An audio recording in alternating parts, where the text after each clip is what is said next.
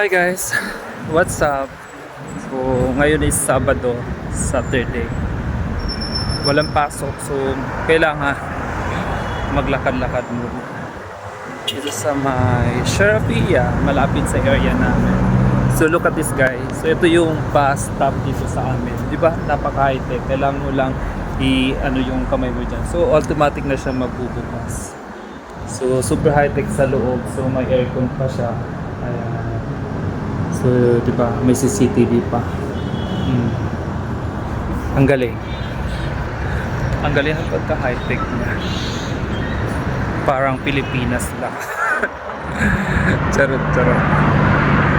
So, guys.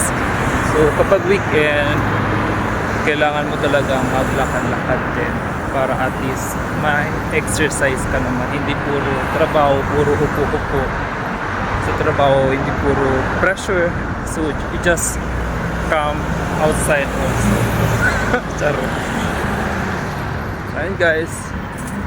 Dito yan sa may Jeddah, Sharafia. So, wala na traffic sa kabila. Ayan. Papunta yan ng Balad. Papunta doon, Balad. So, punta ko ng Balad by walking. Dito guys, ang ganda nitong puno na to.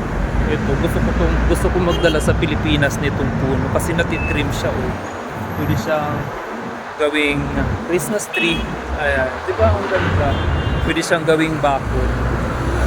Tapos ayun, oh, dinidiligan pa siya. Gusto ko magdala niyan. Wala akong makita niya sa Pilipinas. Meron yata, kaso hindi ko alam kung same lang yan. Ito, di ba? Ang ganda nitong puno. May puno ko. Galing. So dito guys, tinatanim lahat ng makikita yung mga puno rito, mga halaman.